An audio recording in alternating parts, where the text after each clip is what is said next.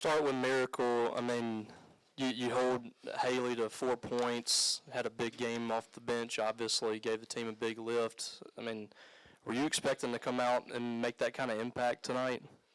I was just focused on what we worked on in practice, which was get focused on one stop at a time. So, and we had to get up. We knew we could get up and pressure the ball, so we were just taking advantage of what we could.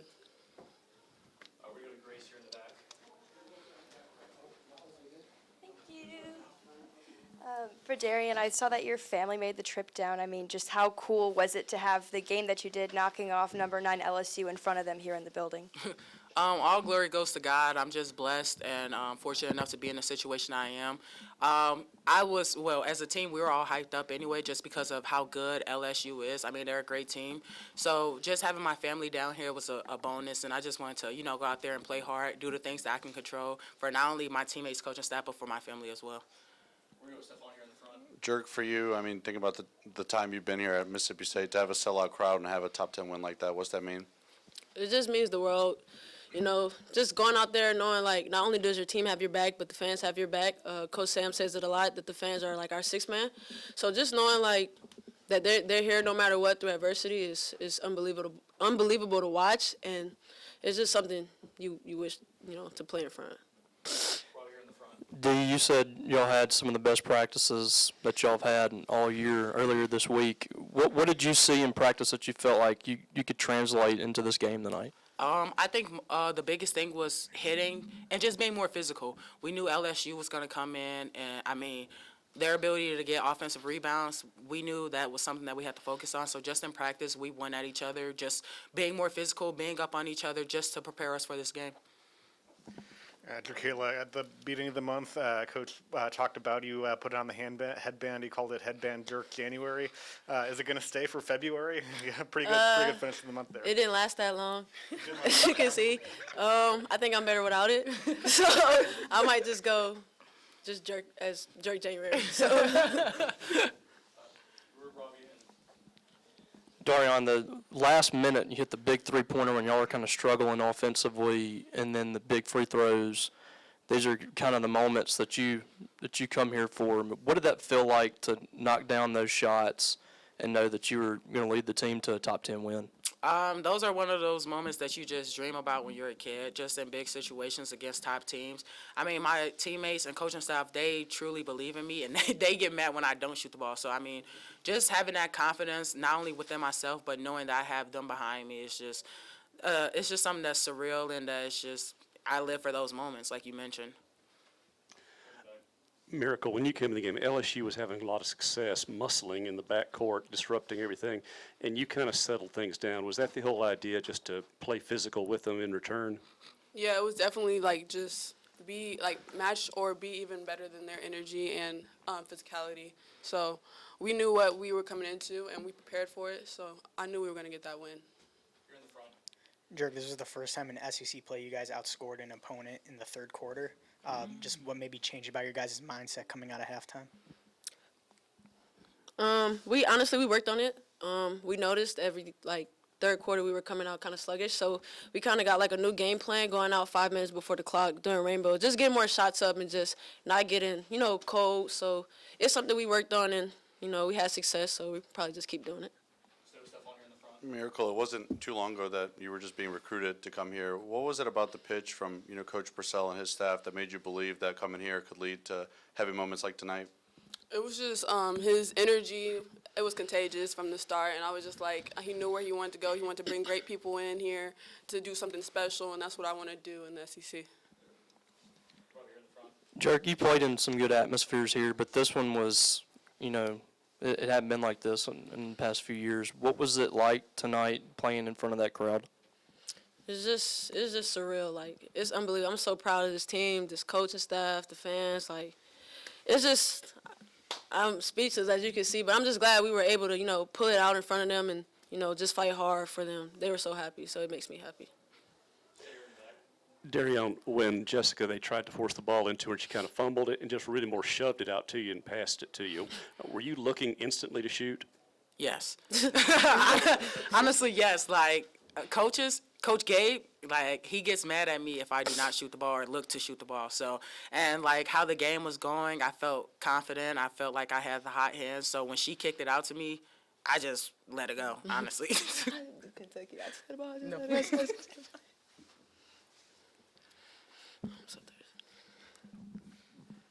Drahela, does this one mean a little bit more extra to you, just being from New Orleans and having, I'm sure, watched LSU and seen a lot of their games growing up? Yeah, I've been waiting on this one. Like I said, yes, I am. I'm from Louisiana, but at the same time, I put on a Mississippi State jersey. So I go out there and I do it for Mississippi State. And, you know, that's what I did today. We got the win, us and the fans. Stuff on here in the front. Dirk, you also talked about, wanting to be among the best guards in the SEC and to earn all SEC honors, things like that. I mean, to go against hometown team for you and some of the best guards in the country, what did it mean to come out and have a performance like that?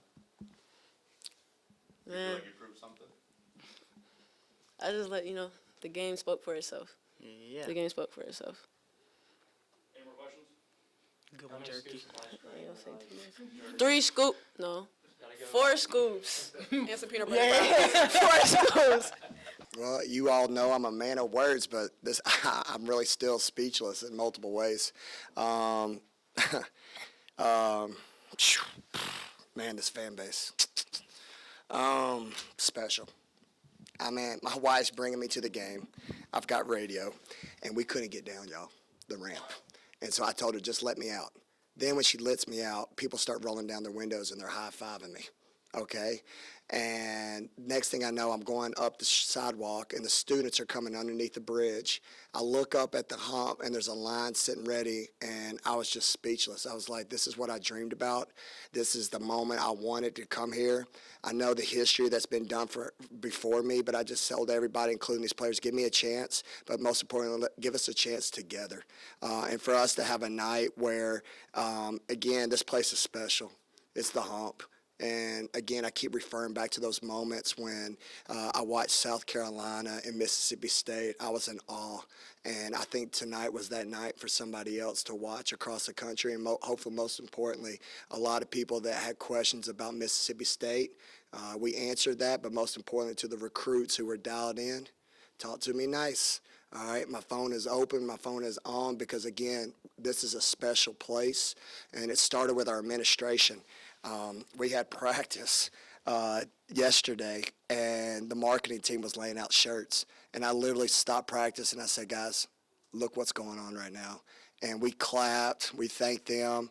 For us to have 9,121 people and in a sellout, like I said, just give me one sellout. And now, can I get 2? Okay? All right, because that's how your boy works. But most importantly tonight, I'm going to celebrate this. I promise you. In games like this, when you get a win like this, you got to have players step up. Yeah. And you got it from your bench. Miracle and D coming off the bench, and Miracle gave you a lift right away when she got in there. I mean, what did you think of the performance that they put on and the minutes that they gave you tonight? Yeah, a lot. I've been saying it. Miracle's a miracle. She's my miracle, and tonight she was a miracle. All right? I know it's cliche, but it's the truth. I met the kid as a freshman. You could never tell. She don't play like one. She's just relentless. She writes words on her mirrors. She believes in herself, but most importantly, she believes in her team. And the moment for me for this game was, you know what? It wasn't LP's night. But LP was so excited for her throughout the game. She was cheering. I couldn't get a play call because LP was cheering, and that just speaks volumes of her character. Miracle fed off of that, and that's where you got something special. And then D, like I've said, she lives for these moments. You watch transfers across the country, and it's a hard move. And I know a lot of people are like, well, I read this. Why are you not doing this? It takes time. Right? You got to go through some stuff. And she's been the most mature kid ever. She's from Chicago, so there's a certain swag about her and a DNA that's in that kid's body and most importantly in her mind. And I thought the play for me was that low shot clock, and she didn't panic. She actually shot that shot to make it. She makes it, and then I said, uh-oh, we in trouble because all she needed to do was see one and go in. And then next thing you know, Near sets a great screen. We put this one play in that we thought could work, and we executed it well, and then it was on and popping. Sam, you obviously came for a program that, had a lot of success as well. I mean, to Yeah. win, in front of a sellout crowd, top 10 win, and have it on national TV, I guess just how much does that mean as you look at, recruiting and things of that nature to try to build this? It was you, now it's him, okay? I know, it's one of it. You know what? Dreams come true. Tonight's a dream night. Like I said, I'm in tears because people thought I was crazy. People thought, man, it can't be done. You had your moment. I have so many people who believe in me, but I believe in these young women, and they believe in each other. So for us to have a magical night where, again, we're talking about women's basketball, where there was a support and energy, where they felt valued. There was a support and energy that we weren't going to be denied, but there was a support and energy that we were one special fan base, and boy, did we feel it like ever. I felt like we had 6 players on the floor because the student section and our fans were not going to let us lose, and that's what happened tonight. Another question on Miracle. I mean, you recruited Haley. You know how gifted she is offensively, and a freshman comes in there and locks her down and just completely disrupted what they're doing in the backcourt. I mean, what was she doing defensively to make things so difficult for Haley? I just think she doesn't listen to me, to be honest with you. I think I screw up a lot of people, all right? And I just think she just had an attitude and a vibe in the game. It was like, just go make plays. The ball came off the rim. She went and got it. They make a soft pass. She went and got it. Like, that's nothing to do with me. That's just a determination and an attitude that I'm going to have a nose for the ball, and I live for these moments. And, boy, she comes from a great AAU program. She comes from a great high school program. She was one of the first kids that I recruited in. And like I told everybody, I fell in love with that kid when I watched her play defense on one of the best players in the country. And a lot of people in the high school evaluation were like, oh, she can't score. And I'm like, who cares? That kid does every single thing else out there that helps a team win. And most importantly, her body language speaks volumes and who she is as a person. So when I knew we were down to our final 3 and got her, that I won the lottery, and I'm just happy for her to have moments like this because she deserves it, because I know I speak for her whole team. She does it every single day in practice, and that's how life works. When you roll up your sleeves and you grind and get after it, it's funny how life comes back at you full force. You guys made 11 out of 13 shots as a team in that third quarter. Drukala was really the engine during that stretch. What did she mean to this group? Obviously, winning this game meaning a lot to her against her home state team as well. Yeah, it means everything, but it's ironic we're talking about the third quarter, right? And when you look back at our SEC run, and everybody asked me, what'd you get better in the off week? I guess we learned how to win a third quarter. Right? How do you stick to 4 quarters? I've been saying it. When you look at our numbers and we've played the top half, first quarter we've been winning, second quarter we've been winning, fourth quarter we've been winning. But at the third quarter, we've been getting absolute crushed.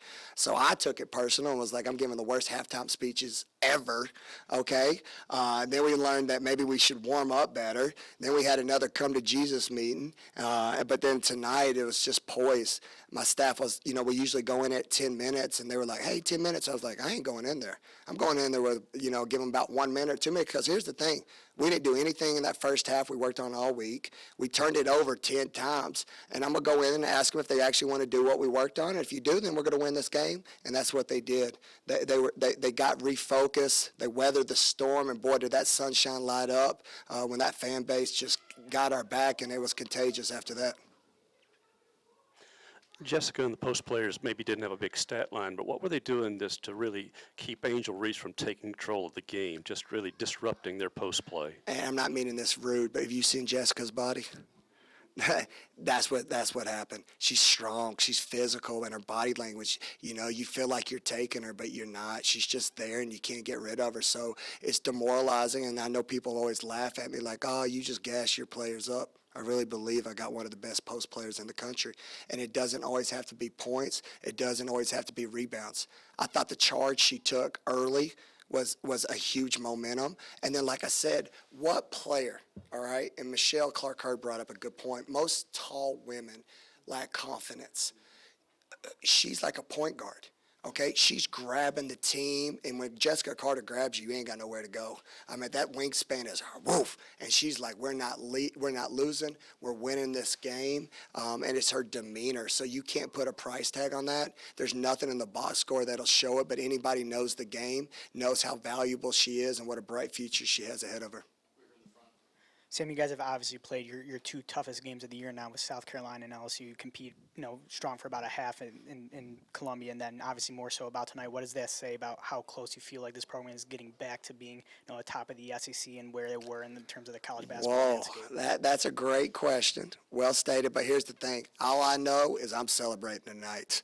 I hope my staff celebrates, and I ain't gonna lie, I hope my players do. They just gotta show up for class tomorrow.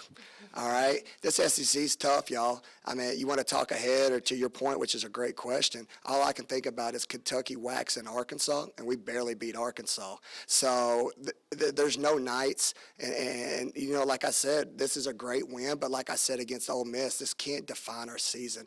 We have so much ahead of us. We got to have a one-game mentality at a time, and we got to continue to believe each other, and most importantly, we got to have an understanding that it could be anybody's night. The buzzer sounds, you go through handshake line, and then you go to center court. Your entire team just kind of comes around you, celebrates in front of 9,000 fans on national TV. I'm sorry this is happening to you. What were your emotions in that moment, if you can take me through that? God is good, for real. I mean, again, this is this is stuff you dream about. I know my staff, the people in this community administration. Like I said, you got to remember you hired a coach who's never been a head coach. And there's always doubts. Sometimes you have doubts in yourself. But my family has my back. This team has my back. You live for these moments. I know I sound crazy, and I'm on Twitter. They're like, look at this idiot with a big head. All right, he's on here telling everybody to come to the game. He's got a lot of energy, and he talks fast. So why should we come? And then we lose, and then everybody's like, why do you keep on doing what you're doing? But when you believe in something, you speak from your heart. That's the way I was raised. I believe in this team. I believe in the staff. I'm going to fight for everything. And I just, again, am thankful to have a community and a school that believes in me. And, again, when you have those variables where people didn't have to show up, we're not ranked, all right, but we're dogs. All right, and I got a group of young women that fight, and they showed up like no other. It's just a magical night that we'll never forget, and I know my kids won't forget. Because here's one more thing. All right, as a dad, y'all can know it's hard because I have to spend a lot of time away.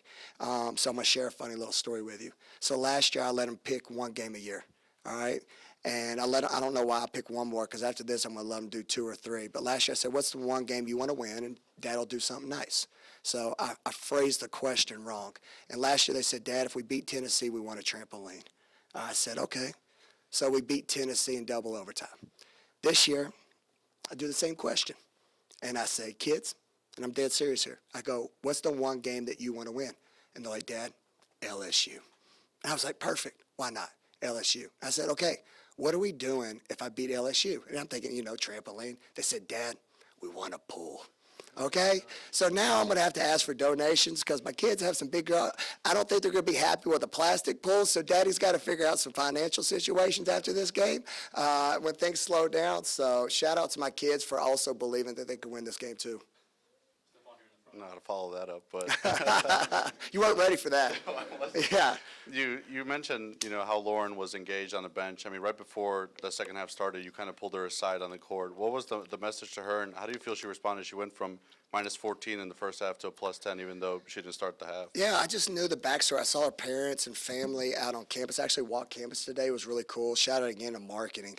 I was outside the food area. Help me out real quick. Union. And we did a donut drive because we were so wanting to get the rest of these tickets sold. Then the signs for the white out. And then I see her parents walking. There was just a vibe about today that I wanted to enjoy and embrace. So I knew she knew her family was here, but she also came here for these games. And that's life. That's the beauty of what we do. There's life stories. All right. Did she want to have a great game on national TV? Yes. But again, that's her character. That's why I got a chance to do something special because you know what? It was Miracles Night. And I I wanted to pull her over the side and be like, listen, the first half's over. You still got 2 more quarters. We got plenty of time, and you came here for this moment.